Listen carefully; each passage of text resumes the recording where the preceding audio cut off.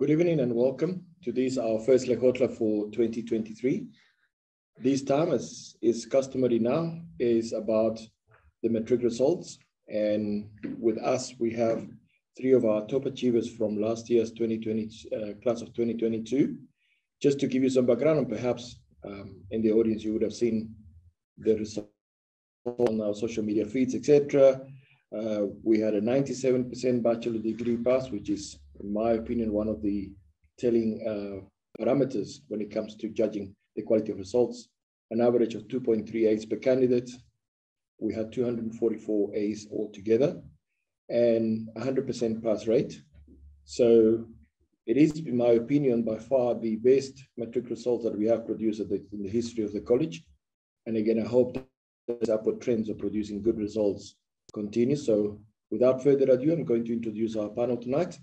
We have Mr. Bobby Warner, who is the head of GET phase. So he takes charge of the grade 8 and 9, and he's also in charge of the academics for that phase.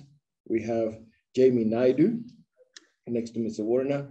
Jamie achieved 7 distinctions in the Matric results, full house of distinctions. Then we have Chifiwa Nemutsili, also with a full house of distinctions. And then we have Londiwe Rikotso, who's also had 7 distinctions, including being in the top 1% for English and life orientation. So we're going to have a panel discussion, and I'm going to hand over to Mr. Warner, perhaps to start questioning our panelists tonight. Well, I'm going to start off with the obvious question. What do you attribute your success to? I'd have to say, I've always wanted to study medicine, and the only way to do that is to put your head down and to do your work. I knew what I needed to do, and I knew I needed to study hard to get there. So it was with like my own head and my own telling myself that I need to work hard. That's how I got where I am today. For me, I definitely say that having a goal, I knew that I wanted, to be honest, I didn't want 7 out of 6 distinctions. I would have been very happy. So having a goal and knowing what it is that I want, and I never wanted to be, like I couldn't reach a certain school because of my marks. I wanted to be able to have multiple options and be able to choose what I really want. So the best way to do that was to have the best marks that I possibly can. So I think those goals and wanting that made me work really hard. For me, I think something that isn't really talked about is I was in a circle of people who worked really hard. And my mom and my parents always congratulated me on the fact that you have friends that do really well. And I think I attribute a lot of my success and almost like a healthy competition of wanting to do well because the people I surrounded myself with worked hard and got good marks. So it was like almost like something that we all wanted to do, and it was something that was encouraged within our friendship to help each other to try and do our best. And I think that's really important. Thank you. One of the things that really makes me very proud when I talk about the success of the class of 2022 is the fact that you guys achieve what you have achieved going through 2 years of COVID. You started grade 10 in 2020 when we had such massive disruptions. The school was online and then offline and then online and then on site. And 2021 came, we thought it was going to be better and slightly better. We had a little bit more time of class time, but it was also very disrupted. And my question through all of this is, how did you change your approach to your studies in the midst of the pandemics so that you didn't miss in the foundations that you needed to actually succeed in grade 12? I think for me, COVID, although it had a lot of negatives, I feel like the lockdown really pushed me. So I was someone who thrived during lockdown because I got into a very certain routine. And not that I regret it, I was someone who was extremely involved in school, things like debating, marimba, leaving school at like 6, 7 AP subjects, and all of that just disappeared. And I feel like I had the chance to really focus in on my work, and there was nothing. Sometimes I think the introverted side of me came out, the fact that I could just be at home and focus on my work.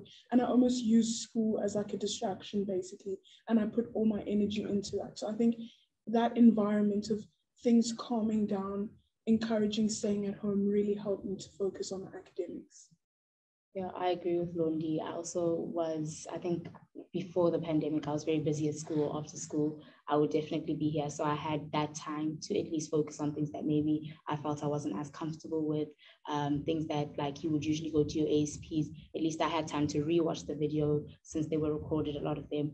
And if I didn't understand, I could contact the teachers. And the fact that we were all online, we could all communicate quickly. And yeah, and also I think something else that helped was that I was in a home where everyone was very focused on work, and we had a time in the morning, everyone knew that, okay, we all have to do what we do on the usual, go to school, work, all of that. So at least having people who were also working, and I could see that they were working really hard, really motivated me to also work hard. I think I'm very, very different to them. 2021 was such a difficult year for me. And I think just being at school and participating in water polo and all those things, it really helped me like get my mind off everything. So when we did go into lockdown again and we had to do school online and everything, I had to keep myself busy with other things. And I guess the school part, it wasn't really affected, but it was more of a mental health thing. And I had to go on walks, take the dogs for walks, and keep myself busy. Okay. But there's this underlying theme here that I'm hearing from all three of you, which basically it's goals, yeah, and it's routine. Mm-hmm. Managing and using your time to the best of your ability. So with that in mind, did you need to put any mechanisms in place during COVID and the lockdowns and the loss of proper school?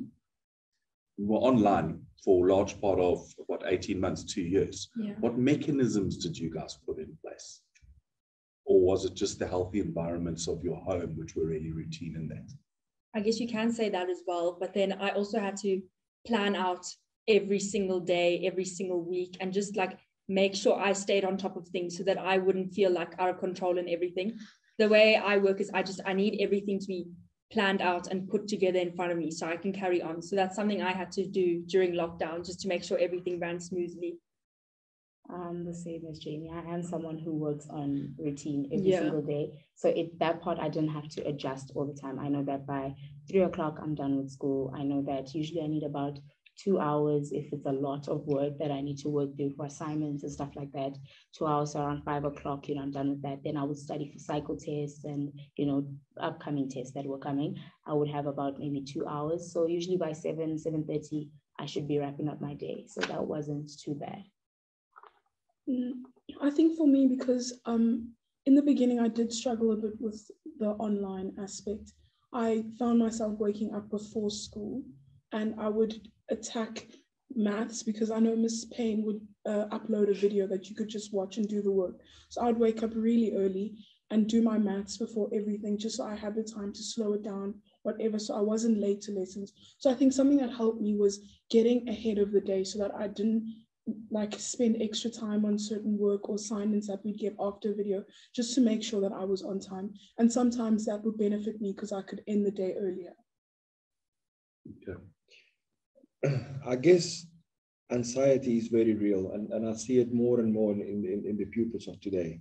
They're anxious sometimes when writing something as simple as a test. So I hear that anxiety is obviously something that is very real. And I would like to ask you, did you experience anxiety during your grade 12 year, or even before? I mean, during the pandemics, and that it would have been understood because you were in an environment that was almost alien to you before, and you were trying to have to learn very quickly. But in my opinion, or my question here is, did you experience anxiety during your grade 12 year? And if so, how did you handle it? What did you do to cope with anxiety? I think I definitely did, especially towards prelims, because I feel like this year was last year now, it was where life started coming back to normal and we were getting back to our old routines. So I had to kind of readjust. And now that I'm at school, I still have activities and I get home later. Everything would start later now because of the fact that, it's a new routine now. So I've almost felt like I was behind, all the time, like I'm chasing the books all the time. And no matter what I do, I'm behind. Mm-hmm. And another thing that also I think made me a little more anxious is that obviously because now we're in activities, I went to soccer tour. So I had to study for prelims during soccer tour, and obviously that did take a bit of a toll. So during the prelims, I would experience a lot of anxiety, and I felt like, okay, I'm not prepared for these exams, but I can't not write the exam, so I have to get it done. And I would sleep maybe 2 hours, 3 hours, and from what I've read, also lack of sleep makes it even worse. But I think also being open with my friends, I could see that even if some of them didn't go, they were feeling pressure too. They also felt a lot of anxiety. So I think not just keeping it to myself really helped me to do better. I think with me, my anxiety, I tried to attack where my anxiety was centered. So for me, it really hit me in Matric because Matric comes with a lot of pressure. You have family, you have everyone around you saying, oh, prelims, results, applications, it's literally all on your shoulders. And I just sat down and I thought, what are you? Yo, that word haunts us every day. But for me, I just sat down and I thought about what are you scared about? And for me, I was scared of not succeeding. I was scared of not getting into medicine. I was scared of not doing what I was capable of. And then I thought about, so what can you do to fix that? And I think just focusing in on my work and being on time and actually trying to work hard actually helped curb a lot of that anxiety because the stress was with not doing well. But the only way to try stop that is to actually work. And you have to work. You just have to. I also think keeping a close support circle, like the people you associate yourself with, they must add value to your life and obviously not drain everything in you. Because I'm a very, very anxious person and I experienced a lot of anxiety throughout grade 11 and Matric. And I think the main thing that helped me was it was actually my sister because I could speak to her and just keeping like a close-knit family with a few people that you can talk to, because if you talk it out, most of the time it gets better. Okay, I'm going to jump in here on something you've just said, and you all very committed at school. I mean, Londi, with your debating, soccer, water polo, how did you balance what was extreme amounts of work in academics and then also participating in co-curricular? And at the end of the day, were your co-curriculars actually beneficial to you, and did they help you succeed or did they detract from anything? I would definitely say that they did help me see that I am able to balance things in life. In the beginning, I was struggling. Honestly, you do have to sacrifice something. And I will say I sacrificed a lot of sleep. There were days that I didn't sleep. I'd come to school with 3 hours of sleep. And, you know, even so would see me in this class sometimes. I had to take that little quick nap just to wake up again. But in the end, now at least I do have the confidence that, you know what, you are okay if you're not studying. It's okay to be a human and go out and party, come back, but next morning be back in the books. Yeah. I think for me, I valued my co-curriculars because obviously playing tennis, doing debating, marimba, it took that stress off of me. But another thing it helped me with is I now realized because I'm at school until late doing these co-curriculars, when it's time to work, it's time to work. And even though it may not look like it, I did suffer a lot of the time from distractions or procrastinating. But when I realized that I had all these co-curriculars, I realized how valuable my time is. So it kind of helped me focus in on when it's time to work, I have to work because I won't have any other time to work. So it really helped me manage my schedule and my time. I really valued all of my co-curricular activities that I did. It taught me a lot about myself, especially with water polo.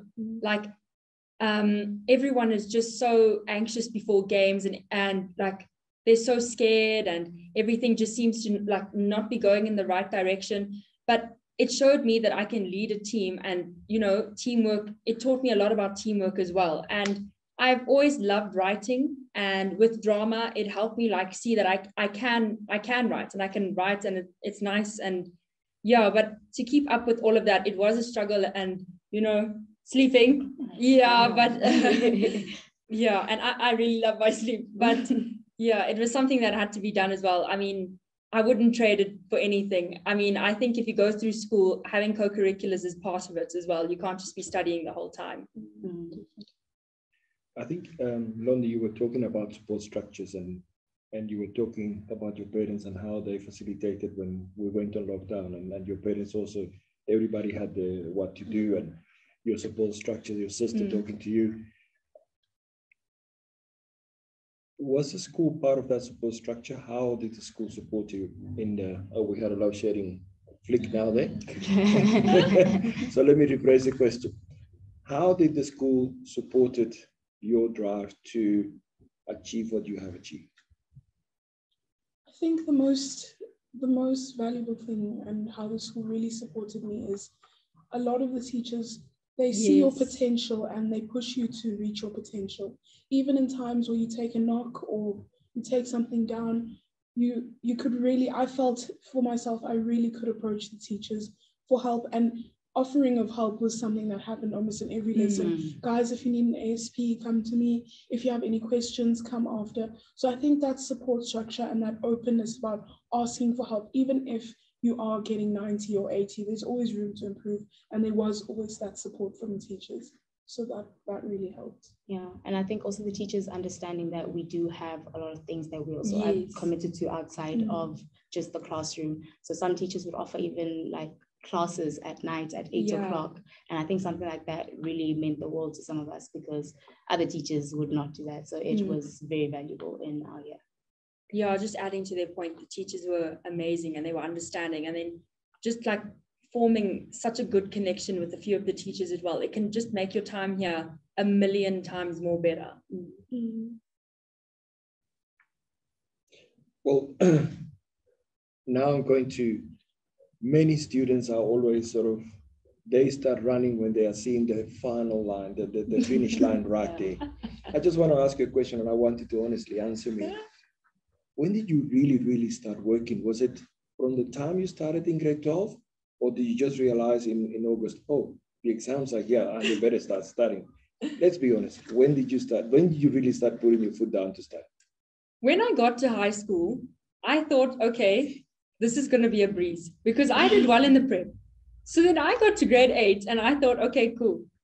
First term came and I didn't do as well as I did in the prep. So I was like, oh, okay. Now it's time to put my head down. Okay. And I've been trying, but obviously not as much as I wanted to. When I did put my foot down was in grade 11, when I thought, okay, this is the year that my marks are counting. This is when I need to work. And that is when I put foot. Yeah. I always did well. I won't lie. I did pretty well since prep school. We went to the same prep. So we all did pretty well in the prep. And when I got here, I didn't do as well as I did. Yes. But then I found myself in the top 10. So I'm like, okay, girl, somewhere there, But I wasn't that serious until, like she said, grade 11, where my marks actually meant something. Exactly. Like, this is my future. But then people told us Matric is revision and you can do it. So I did relax a bit in the beginning. Yeah. But the prelims, those marks and, they did wake us up. Like they do say prelims are meant to be harder. And they definitely did what they had to do just to wake us up. And definitely from the time that we left on the last day until the end of the finals, I worked really, really hard. Yeah. I think I agree with Jamie in that I started working really hard, much harder, I think, in grade 11 because it was that realization of these are the marks I'm applying to university. But I do think throughout high school, I did have that hardworking bone in me. I did have those goals to do well throughout the whole of high school. Yeah, well, I recall, most of you being in the top 10 consistently from grade onwards. So it's not really something that is alien to you to not to study and do well. I'm going to now come back to, your earlier years. When you were going to go, and perhaps Bobby would have liked to ask the question, and this is in relation to your subject choice. So when you had that opportunity to make your subject choice in grade 9, because you were going to start in grade 10, did you really know already what you were going to do? How did you go about choosing your subjects for the FET phase? And were you set on those subjects where there was no room for changing? Or so tell me about how your subject choice went in grade 9. I had no idea what I was going to study. I wouldn't lie. I thought, okay, maybe I'll go into engineering because my family is full of engineers, which is what she always calls me, being an engineer. My whole family is full of engineers, but I had no idea. But I knew it wasn't my passion. It's something that I just was going to do because I didn't know. So I chose subjects that would keep my options open, like physics, of course, because physics, of course, does open some doors for you. So I kept physics and I knew that I really enjoyed accounting. And I wanted one where I enjoyed it and had fun and didn't have to think too hard. And it was something that was just in me. And so I chose EGD. So that definitely, yeah, I just chose subjects that I knew I'm going to do well because I actually enjoy doing this. But at the same time, I'm keeping my options open. I will be very honest. I wanted to be a doctor since I was like maybe 5-6 years old. And that's what I wanted to do, what I wanted to be. So when it came to choosing subjects, it had to be physics, it had to be bio. Not that I didn't want it to be. I really, really love bio. Bio was definitely my favorite subject, and Londi can probably agree with that as well. Londi and I, we really enjoyed bio. And then I chose drama because deep down, I actually want to go to Hollywood and become an actress. But that's a big leap. But I love acting. It is like my favorite thing to do. And I thought, you know what, if I can like put that into a subject, it's just, I'm so glad I got to pick drama as well.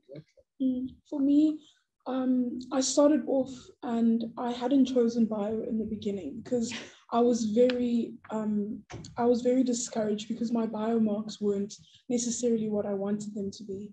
But I had an inkling that I wanted to do something medical. So I chose maths, I chose physics, or obviously I chose maths or maths, sorry, I'm talking about physics. I chose physics. And I always had a passion for history. I loved history. Every lesson in history to me felt like just sitting there and listening to a story. So I chose something I love. And then I chose geography, which I also really loved. But during a holiday, something just clicked in me and I said, you can't just not take bio because your marks aren't good. So I came back and I completely changed. And I said, you know what, I'm going to try to do geography as an 8th because I still love geo, but I'm going to do bio as well. And that was the best decision I ever made looking back, because now I'm going to university studying medicine that needs bio to get into medicine. And I'm thinking, imagine if I didn't do biology, I wouldn't have had that option at all. So it all worked out for me, but yeah, that's how I chose. And the best part of my day was spending bio with Londi. It was the best subject. It was the best subject. But what I'm seeing here is a healthy balance of the subjects you have to have, but also bolting on some fun. And those ones that feed your passion. Yeah. Okay. If going back, if I could take post-matric you and introduce post-matric you to grade 8 you, what would you want to tell grade 8 you? I would scream at her and tell her that, listen, your marks are not the be all and end all. You can relax. It's okay. Everything's going to be fine. And the world is not crumbling down and falling apart. You're going to be here tomorrow and everything's going to be okay. I would tell her to just relax. I think I'm exactly the same with Jamie. And my sisters told me this because I had 2 sisters who'd been through the college, and one of them was here for some time while I was here. I worked like a robot in grade 8 and 9. For some reason, I cannot understand. Sleepless nights, working so hard. And my sister said, what are you doing? It's grade 8, it's grade 9. You are going to burn out. Like, there's no need for you to be putting this much pressure. Obviously, they're the building blocks and they're the foundations. I'm not saying don't take it seriously, but you can be a human being. You can sleep on time. And I think that's the one thing I would tell grade 8 me. I would definitely tell grade 8 me that, you know, you are great and you are capable of doing things that have never been seen before. Because I think I always never really believed in myself. So I always used to get like the A's, but I never thought I could do better and reach what I did reach. So I think I'd tell her, just look at yourself in the mirror and see that you are capable of the unstoppable. Beautiful. Yeah. In grade 8, we had remember we did have that PBL season in grade 8. I hated that so much. Did you? I hated it. Okay, so one of the activities that we asked you to do during that PBL was create a little time capsule. And we kept those time capsules and gave them to you last year. Did you find that the person that was in the time capsule was the person that you wanted to be when you did that exercise in grade 8? Definitely. We had that little letter that we wrote to ourselves. Yes. And I said, I hope you see how beautiful you are. And I was like, I really worked on my confidence during high school. And, you know, I looked at that, I'm like, yeah, I got that. So I was very proud of myself. Yeah. Jamie, what was there in your capsule? I think I lived up to the person I wanted to be, but I just think the person that wrote that letter and the person I am now, completely different people. Like she was focused on her weight and her this and her that. And I just thought, you know what, this is too much. Like, relax, girl, relax. Anyways, but I did appreciate that time capsule. It really like brought back so many memories as well. Oh, I loved it. Londi, what was in yours? Did you write a letter to yourself as well? I did. I can't really remember the letter exactly, but I do remember one of the things I wrote was, I hope you got a white blazer. Oh, So I did. Yeah. And I put a bunch of pictures and stuff. And I agree with Jamie, I'm completely different to who I was back then. But I do think the person who wrote that would be very happy to see how far exactly. Yeah. That's fantastic. Brilliant. Well, let's then now start talking about the current matrics and the future matrics at the college. What advice will you give the current matrics? I would like to see the current matrics to emulate, to match perhaps the set of results that you have, that you guys have produced in the class of 2022. But in order to achieve that, what would you like to say to that matric class of 2023? I would tell them that they need to put their heads down and work. Like this is the year. And I'm not even trying to be funny and be one of those typical parents that are like, no, you need to work. I'm saying like, you have a balanced life, take a break, do what you love. But this is the year, like you need to make it count because you have your whole life ahead of you and you don't want to necessarily mess it up now because you're not focused this 1 year. You can go. Okay. I would definitely tell them that one bad mark doesn't mean you're going to do badly. I think a lot of us would let our bad marks, dictate how we're going to do for the rest of the year. And honestly, I saw some really scary marks on the trick. But in the end, honestly, truthfully, you get your portfolio marks and you see what you need to achieve. So have a goal of what you want to get. If you don't get it in your portfolio, it's still good. Just go home and study. And like you say, put your head down, chow those books and you'll do well. Chow those books. I think some people might be discouraged in that they don't seem to think they have a natural ability or whatever. I think it's really important for people to understand that there's a way to work smart as well in high school. There's some subjects which did not come naturally to me. But when you listen to what the teachers tell you and you work smart and you find loopholes, like for instance with physics, 20% of the paper's definitions. If you're not that 80% student, if you can at least work hard and know all your definitions, that's 20% of the paper. Just having tactics and smart ways to get around things. You don't always necessarily have to be a genius in a certain subject. If you can think about and have your tactics and your way to go around the subject, you really can do well and you can succeed. And just adding on to what Londi said as well, raw talent, it'll take you so far, but hard work, it'll take you further. So if you put your head down and you know what you want to do, you will get further. I just want to touch on portfolios. Tomorrow night, I'm having a portfolio information evening like we always do with the parents and the grade 12s. And, one of the things that I wanted to ask you tonight is perhaps to tell the grade 12s that are watching us and their parents about the portfolio and how did you manage to do the best to produce that set of evidences that shows that you are the quality of student that you are, right on time, because there is so many. I mean, we did a study and you do on average about 42 to 45 tasks, portfolio tasks that you have to submit in a year.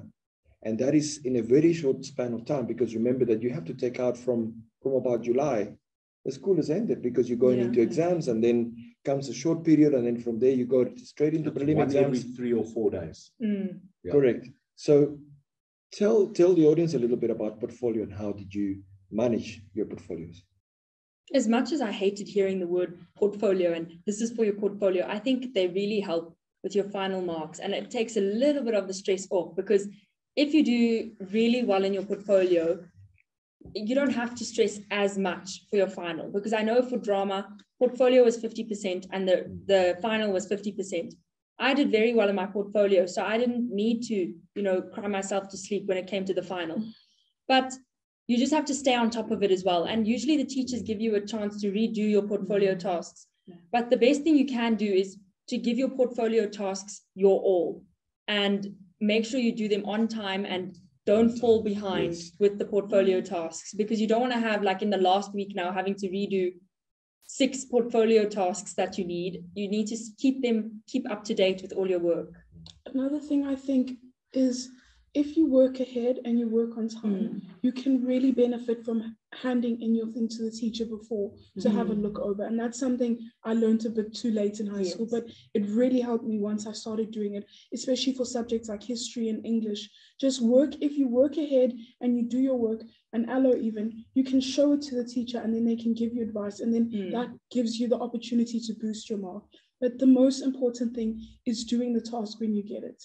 That is the most important thing. Don't think, oh, I got my geo-portfolio task, it's due in 3 months, I'll do it later. It will catch up to you, I'm telling you. It will catch up. And your allo. Don't think allo's a breeze. Do your portfolio for allo. Yeah. I was going to say with what Londi said for the portfolio stuff and also what she said, make use of those redos. And I feel like your portfolio is also there to show you where you come short. So there are things that, you're not the greatest at, and that's what your portfolio is there to show you. So use that to your advantage. Look at where, okay, I need to work harder in this, because even if you don't do as well as you maybe had wanted to do, you can still use the feedback that you got from your portfolio to do better in your finals. In one sentence, what would you say to your teachers? I love you and thank you for helping me. You were right. You were right. And I appreciate you so much. I think the you were right one is a very big one because, for instance, with bio, Mrs. Page, oh my gosh. We suffered. But everyone said life science is so hard. Why did you take it? And we got our 70s, we got our 60s. We had our fair share of tears. And Mrs. Page said, just trust me. You get the process, carry on, work. At the end, we finished with A's in bio. I'm telling you, and it's not just bio, it's every all subject. Of them. Your teachers know exactly what they do. So to all the teachers, you were right, and thank you. That's true.